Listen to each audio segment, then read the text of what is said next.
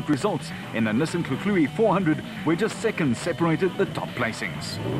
But all the competitors will be watching Hannes Grobler, the defending and four-time national champ, who again clinched victory in KwaZulu-Natal, his 22nd win in 50 starts in the last 6 years. The Nissan Navara driver is a legend, not only in this facet of the sport, but also in rallying. We caught up with him during one of his infrequent breaks to find out what makes the burly 51-year-old tick along so quickly.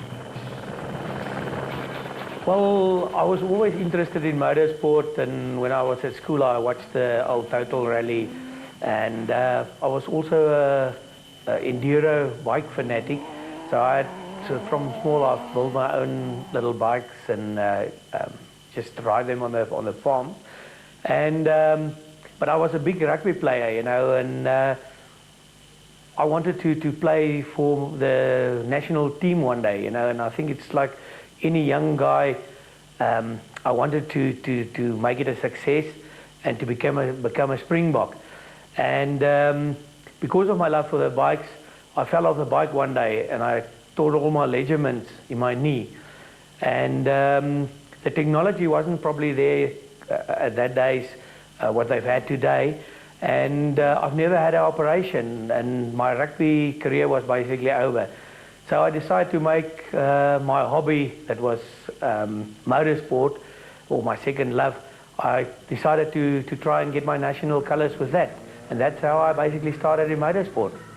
And I started basically in the Free State, started with sealed odor rallies, and then I went to special stages, because the sealed odor I didn't like, because it was all depends on the navigator. If we make a mistake, then you're out, or you lower down the field.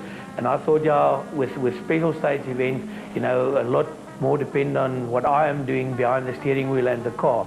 And that's how I started. And you know, one day in Kroonstad they had like a club event, and that was basically my first special stage event that they invited me to, and we won that on the first outing with basically a standard 160U Triple S, you know. And that night we couldn't believe that we won it when we were at the prize giving.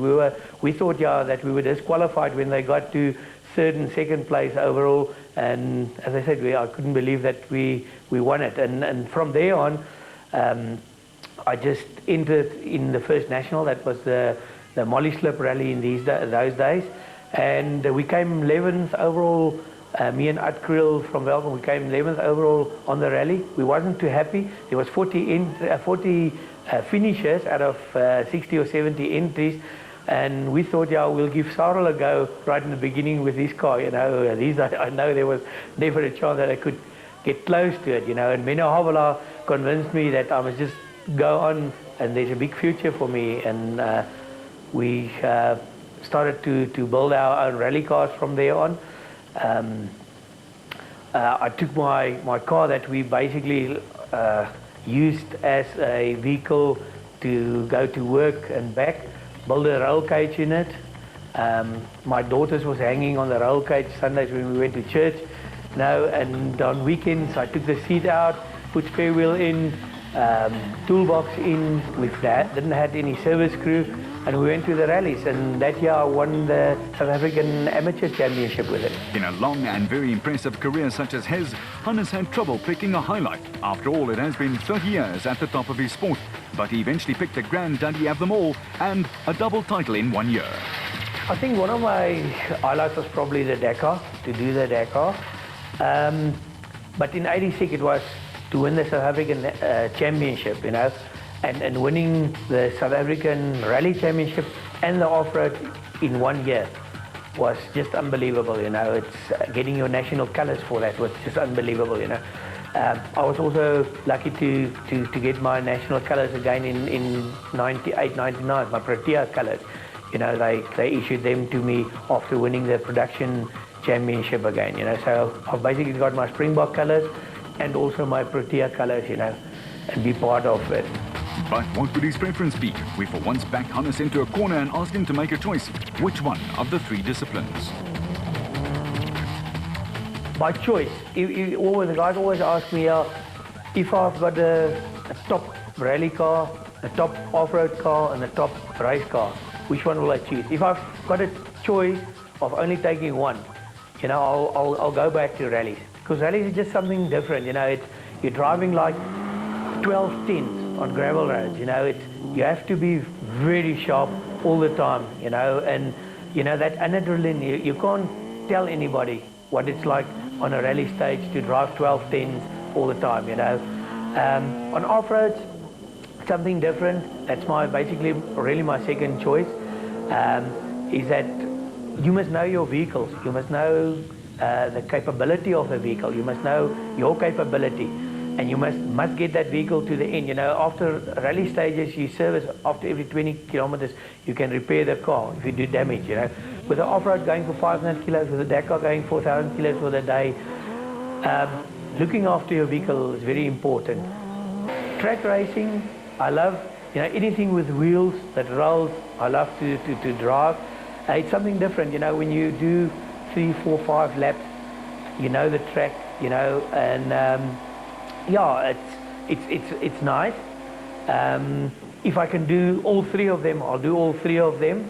But I just think the track is something that I love to do on top of all the others, and as an extra, But yeah, off-road at the moment is good for me. I think my experience is counting on the off-road, and I'm trying to give a lot back to younger people, talking to them about off-road. And they don't really always understand. You must drive mostly with your head, and not always with your heart when you're doing off-road. With rallying, you do 50-50, both. You must have your head and your heart into it. So now we know off-road is all just pedal to the metal, but how does he get away from it all? Yeah, I've got a few hobbies, and my hobbies involve everything that's got wheels. So even from bicycles, I'm a keen mountain bike rider, not in competition form but to keep myself a bit fit. I've got a bike that I do some riding with my friends on weekends. It keeps you sharp, and I've had for a long time a quad that also keeps you sharp.